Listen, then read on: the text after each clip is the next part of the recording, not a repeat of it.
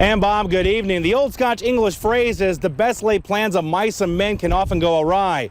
Well, that was certainly the case Monday with day 6 of the Doug Netek trial. And even if it's a psychic ace, a dark angel, or even a griggle, the cards in these games can have more value than even when they're just played during a friendly match. And good evening from Barron, where a press conference today gave us the details on where the investigation stands 10 days after the murder of James and Denise Claus and the whereabouts on missing Jamie Claus. It doesn't matter if it's a telephone for $3 or an egg and treat holder for 75 cents.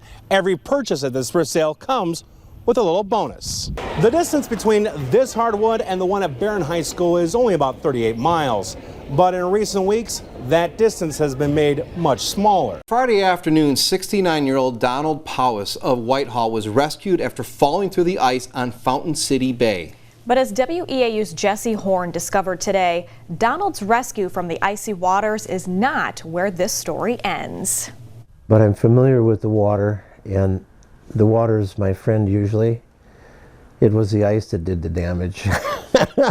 Donald Powis can sit and laugh now, 2 days after the 69-year-old social worker was preparing to once again do what he loves. Don came here to Merrick State Park on Friday to reel in some sunfish, but that was not his initial plan. You see, he was all set to be 300 miles away from here, in Door County, trying to catch some brown trout. The fellas called me and said that they caught one fish in 2 days and forget it. He arrived at Merrick State Park at roughly 2 p.m. Friday, then walked 40 yards out from the shoreline and onto the ice. I was picking my spot, and what happened was I was standing there, and all at once I went down.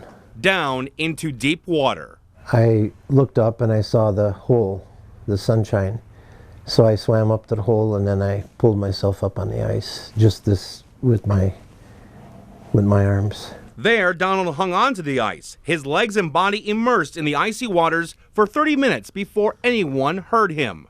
Eventually, multiple crews came to rescue him. I was thinking that I had some living to do. And I was thinking that don't panic, okay? Then maybe this will turn out all right. Sunday, Don was able to share a few laughs with a friend. We made her, okay?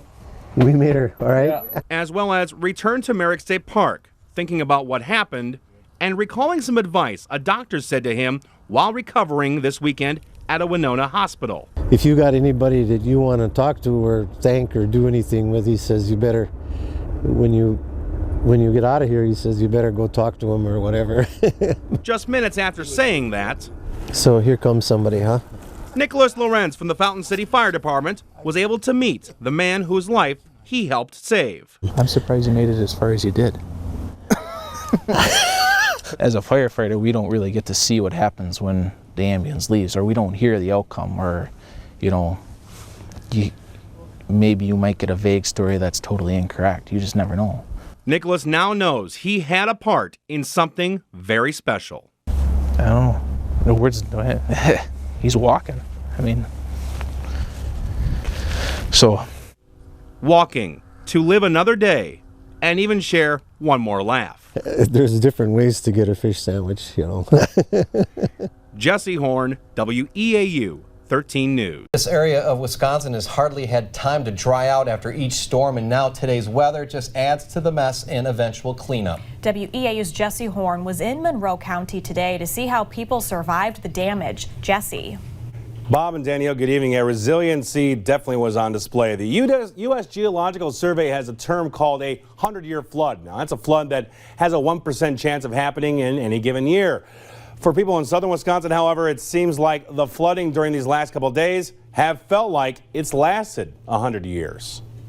People in southern Wisconsin were already spending Tuesday cleaning up from major thunderstorms overnight. This included in the town of Leon in Monroe County. I've got a few things collected in my yard that I didn't have before. I've got a new mailbox and stuff like that.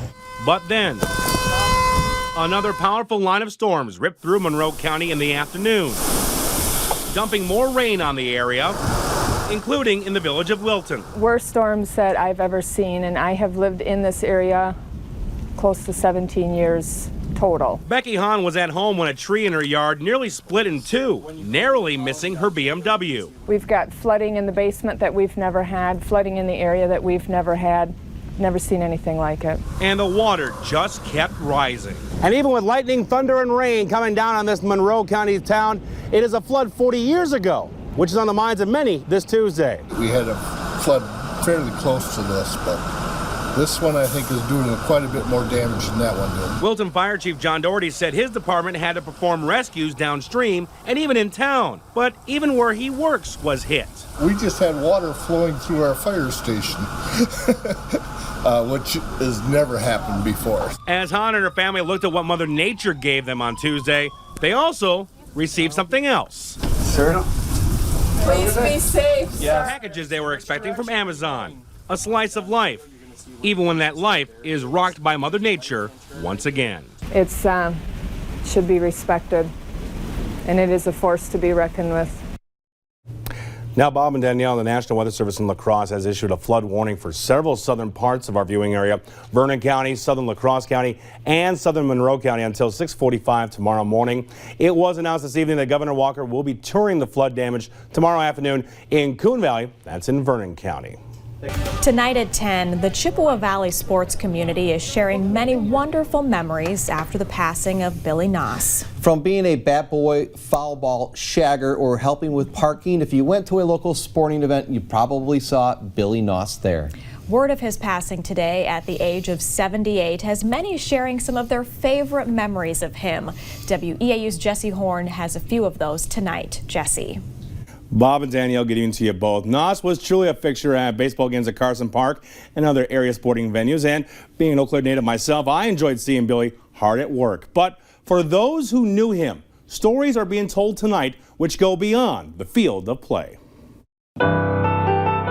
Enjoyed being a part of sports, enjoyed just being out all the time at events and special events. And I think he's just full of energy and enjoyment with whatever he was involved in. The memory of Billy Noss hung over Carson Park Tuesday as word of his passing spread through the local sports community.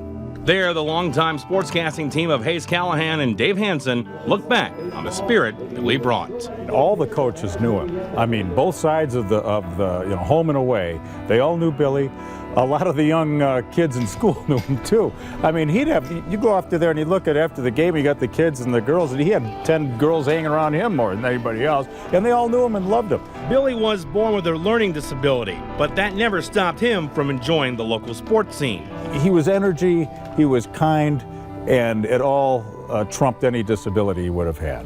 And just as the lights shined down on Carson Park this Tuesday afternoon, it was Billy's smile, which would beam at any athletic event he attended. He's just a staple of Eau Claire baseball, and you know, whether you're coming to a Bear game, a Express game, or whatever, you see Billy at the park. He's iconic. He's always smiling. He always makes people smile. He always makes your day better. He's just an all-around good guy, and he'll always be remembered. In 2014, Billy was named an honorary member of the Eau Claire Police Department for all his help in the community. And now it is that dedication to service which will truly be missed. You know, every field has been a part of Billy's life, and that's the big void that's going to be there when we go to these seasons, that Billy won't be there. Bob and Danielle, the Eau Claire Cavaliers, tweeting the news this afternoon saying it's a sad day for Eau Claire baseball and a sad day for Eau Claire in general. Hansen says arrangements are being pending, but any remembrance is likely to occur next week. Today, crews dismantled a tree in Whitehall, considered both an obstruction to drivers and a symbol of history. WEAU's Jesse Horne was on hand for the famed Spruce's final farewell. Well, it's always been here. As long as I've lived, I'm going to be 73, and it's been here every year. It's a special tree. This tree in the center of Whitehall has stood for several decades, the site of many memories. All of us under the tree. No, what? My first kiss was under the tree. Oh, okay, well, whatever. I didn't know that. But it was a sad memory which hung over this tree before the sun rose this morning. 103 years has been a long time for this Norwegian spruce. In fact, 15 U.S. presidents have come around during the time that this tree has stood here in Whitehall since being brought over in 1928. But on Friday, that timeline came to an end. The first sign that today would be the spruce's final sunrise, parking spots on Main Street were blocked off at 5 a.m. The reason for taking the massive tree down Wisconsin statutes call for an unobstructed view of rail crossings 330 feet from the center of an intersection. You know, we're governed by a certain set of standards, and it was identified as a hazard by those national standards and by state statute. Now we have to deal with it. Not everyone in Whitehall was ready to deal with this. They included Cheryl Branger, who along with her brother crossed Main Street and gave a final farewell. It's Whitehall. You know,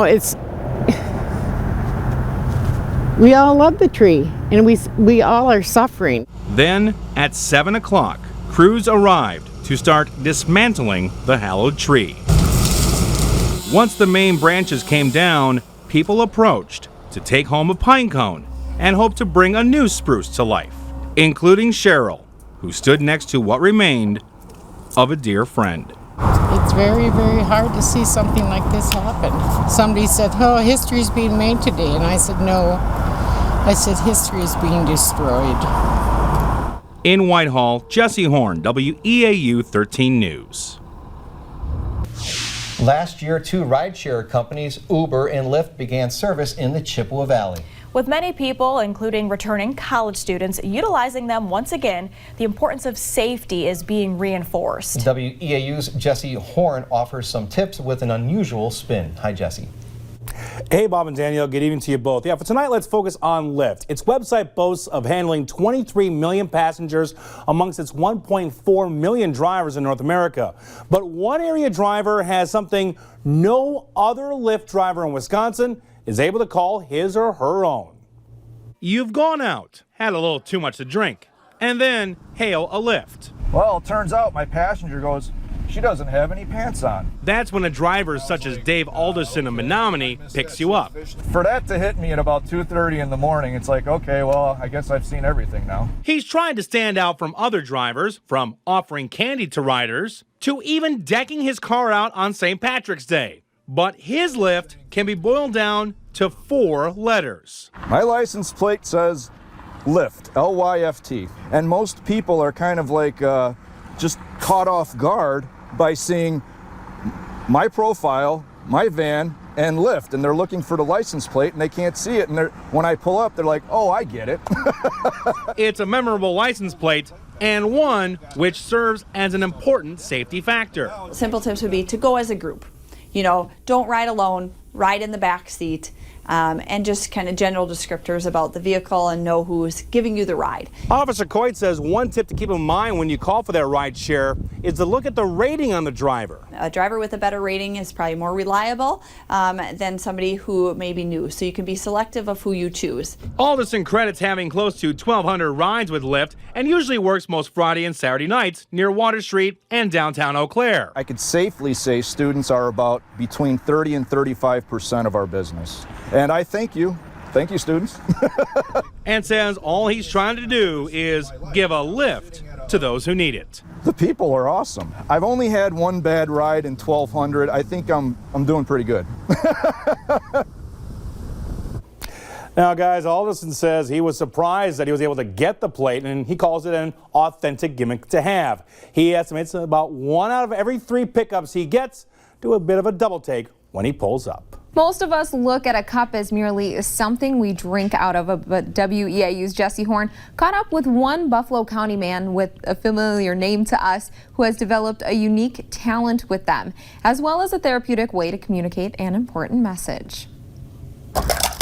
I really like, like the sound of it. That sound. I really like the click-clack of the cups. And his hands have taken him far. Iowa, Florida, Colorado, Missouri. All this from someone named, believe it or not, Jesse Horne. Not that other Jesse Horne. The sports stacking Jesse Horne has been clicking and clacking this passion since he was 9. When people see me do this for the first time, they'll make like many facial expressions. They'll do facial expressions like this or like this. And has become one of the nation's best in his age class. But when I was 3 years old, a light switch turned off for me and my family. That's when it was discovered he was autistic. My family started to notice that the milestones that were normally met in a child's life were not happening for me. And I was literally leaving them and living in my own little world. According to the Centers for Disease Control and Prevention, about 1 in 59 children in America has been identified with autism spectrum disorder. And that rate has doubled over the last 2 decades. They understand everything that you're doing and saying oftentimes. They just aren't sure how to express themselves back to you. Long and the staff at HSHS Sacred Heart Hospital work with autism patients to make them feel at ease in releasing that expression. Occupational therapy looks more at their emotional regulation, their sensory processing, just making them feel calm. And if a child is feeling calm, then they're more likely to be able to use their words and communicate effectively. The sports stacking Jesse Horne hopes his skill can make him an ambassador for kids with autism. I don't usually call those people with disabilities. I call those people with abilities because they have the ability to succeed. And his success has stacked up rather well. With Jesse Horne in Eau Claire, Jesse Horne, WEAU 13 News.